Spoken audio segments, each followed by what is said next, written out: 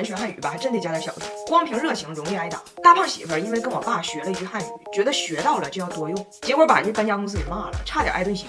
咋回事呢？俺家最近非常着急要搬家，因为房东把这房子给卖了，新的买主呢就很着急要装修，就天天劝我们，你们能不能赶紧搬，能不能赶紧搬？为了保证孩子上学方便呢，我们就在同一个小区找的新家，新宅跟故居就隔了3栋楼。你说这距离吧，它但凡远一点，你还能雇个搬家公司用车拉。这俩地方呢，距离不超过35米，就只能找那种收纳公司用小车给你平移搬家。我以为能更便宜呢，就上网找这种服务叫日式搬家，说都给你分好类，归纳好，你啥也不用操心。说的可好了，而且上门就认出来俺家人了。你不是大胖媳妇吗？我认识你。然后转身评估报价14000，大胖媳妇一听疯了，问我他认识我，难道不认识我妈吗？你给温蒂14000，他能把北京朝阳区都给你收纳了，这钱花的可太大脑袋了，你赶紧让他走，逼我撵走了收纳公司。大胖媳妇说他坚决要自己搬，此刻就开始运。然后我爸就不让，我爸呢查了万年历，说今天不适宜搬家。大胖媳妇完全没听说过这种讲究，就问我爸为什么。我爸说确切的说，人写的是今天诸事不宜。大胖媳妇说什么是诸事？我爸说诸事就是所有事，诸在汉语中指所有，诸事不宜，诸有此类，烽火戏诸侯。大胖媳妇听懂了诸指所有的汉语用法，但并没有懂背后的习俗。同城购物买了一个超市的购物车，晚上天一摸黑就开始自己搬。趁我爸不注意，他把小的东西都放购物车里，在地下车库搬了10多趟，但是发现大件他确实搬不动，然后自己联系某搬大件的公司，约了3个师傅帮他过来搬床什么的大家具。我爸都快睡觉了，大胖媳妇过来了，老丈人你起来，人家要来搬床了。我爸说谁来了？大胖媳妇说猪来了，猪来了，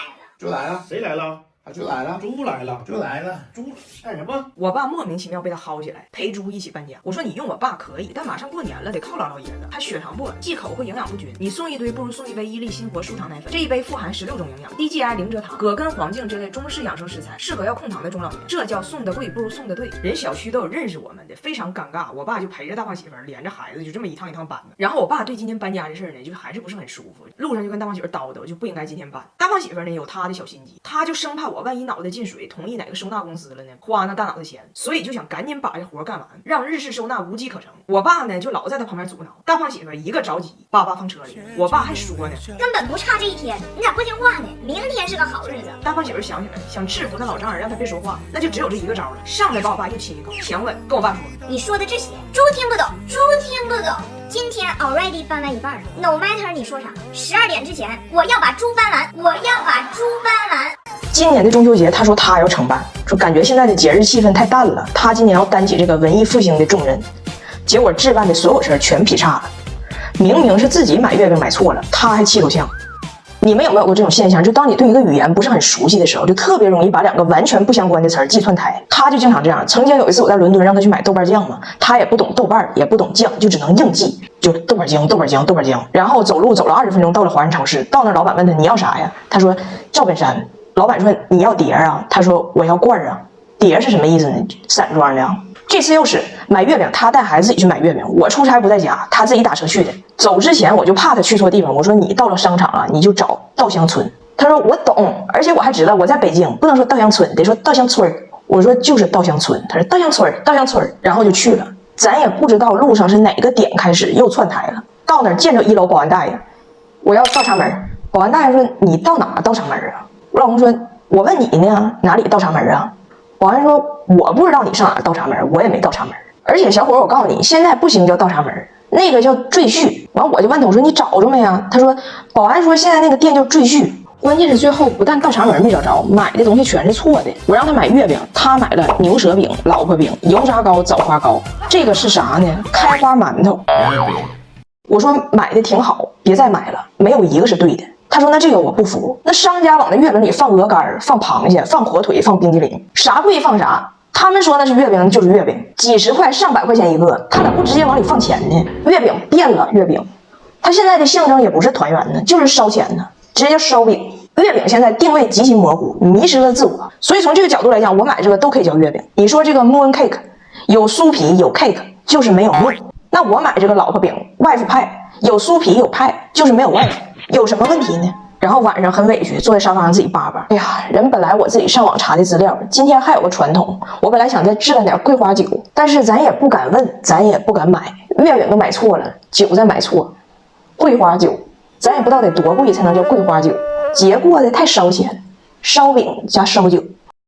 今天给你们讲一讲我和我加拿大的婆婆和小姑子们干的地账。这事儿从哪说起呢？就俺仨人今天上附近草地玩去了，然后回来呢，看门口放着一个大包裹，上边是我妈亲切的字体。你们好不好奇我妈给我邮的是啥？我是老好奇了，我也不知道我妈给我邮啥呀。一打开，哎呦我的妈，真磨木耳干豆角，这一打开就铁岭贸易城的味儿。然后这肉头的大木耳啊，让我想起来我和我加拿大的婆婆小姑子第一次撕。这火是怎么聊起来的呢？就是第一次我上加拿大给他家做饭。我第一次去加拿大，我就发现这饮食也太简单了，这他都没吃过啥正经玩意儿呢。那我这厨艺千钧一发的，给他露一手吧。然后我去的中超，买了一只鸡，买了一条鲈鱼，人家做鸡做鱼，然后买点好的东北木耳，寻思再整点凉拌菜。然后我回来在厨房开始这一做饭，这火给我窝的。先是这小妹妹过来了，整一个，我们买鸡肉都是买就现成的鸡胸肉，你们非得买一整只鸟，你们吃饭好奇怪哟，总是吃这些全都是骨头的地方。然后小妹妹还拿出这个木耳问我，这什么东西啊？看起来好奇怪，你居然还吃，这什么东西啊？然后我也不知道木耳怎么翻译，然后我就上网一查说是木耳是 fungus， 我说就是 fungus， 结果 fungus 在英语的日常用语中是脚气的意思。我说哎呀，你吃脚气，也就是说那天晚上我要做的这个凉菜就是腐烂的竹科植物拌脚气。我当时憋回去没吱声。过会儿大妹妹回来了，哎呀，你们对这个鱼好残忍，为什么要吃鱼呢？你一会儿那个做这个鱼的时候，能不能不按中国的传统做法上这一整条鱼？我不想看见这个死去的鱼的眼睛跟我对视。我当时我心里默念张彩玲，憋回去，稳住，别干仗，有人娶你不容易，你就把心中的怒火在剁鸡上发泄吧。我就开始剁这鸡，结果我婆婆来了。哎，你那个剁生肉和剁蔬菜用一个菜板子啊？我说我刷了。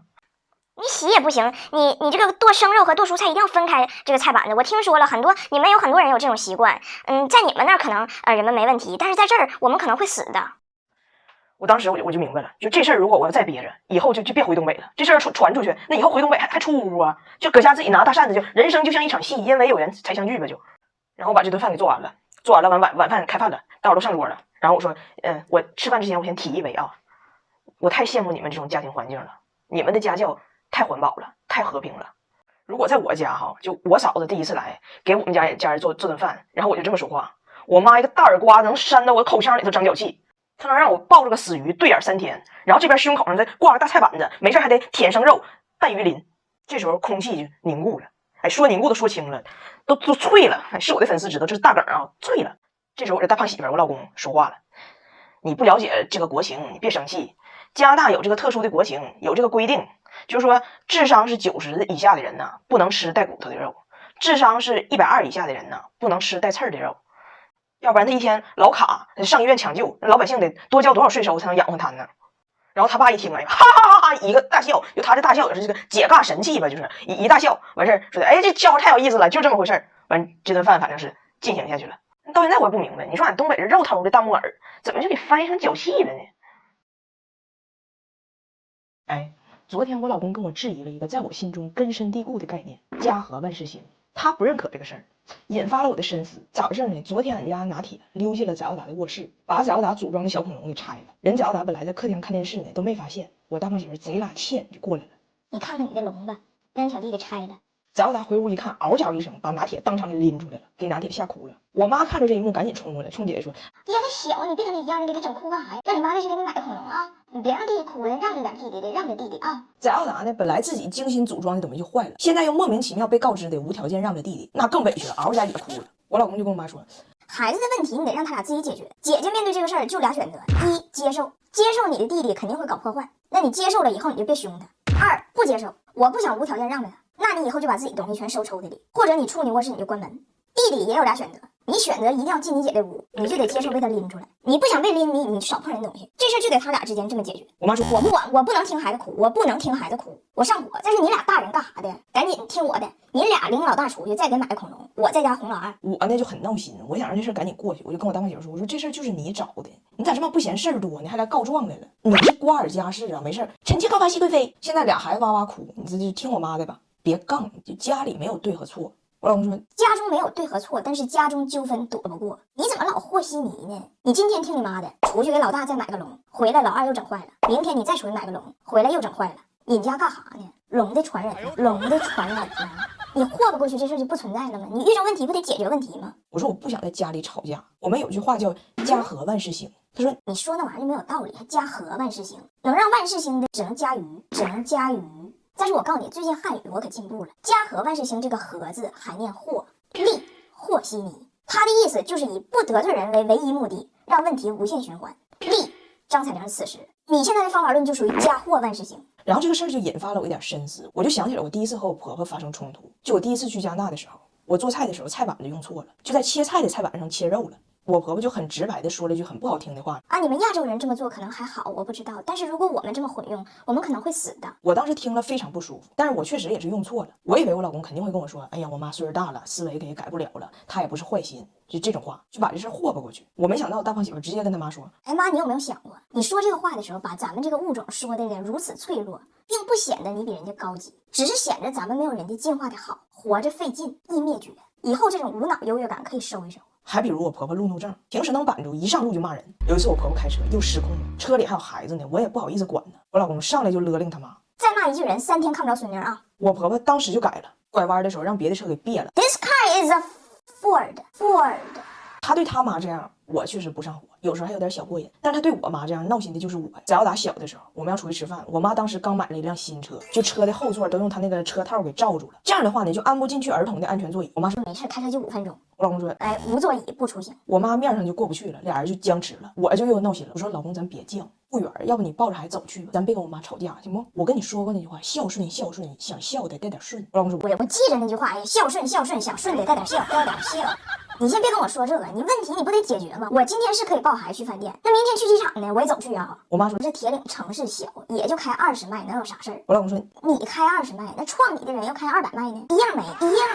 然后我关于这事儿有个什么小反思呢？就他这样肯定是让我很操心，但是他的逻辑呢，就是我不怕眼下要发生冲突，即使是在家里，即使是跟长辈，然后呢说明白就完事儿，这问题就解决。这种方式呢，确实避免了很多问题，就一而再再而三磨磨唧唧发生。所以以后呢，我也少和稀泥。家里和和家里和确实是两码事儿，你觉得呢？